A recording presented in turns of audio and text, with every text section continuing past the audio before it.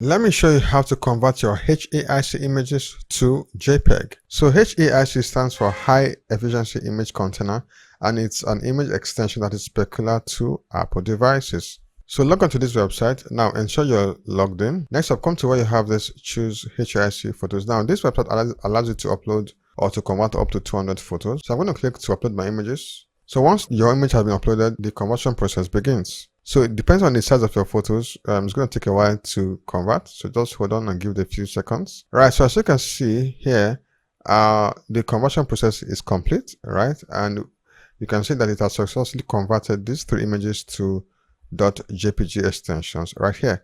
So in order to download your photos, or you can download them individually by clicking this download button just beneath the photos right here.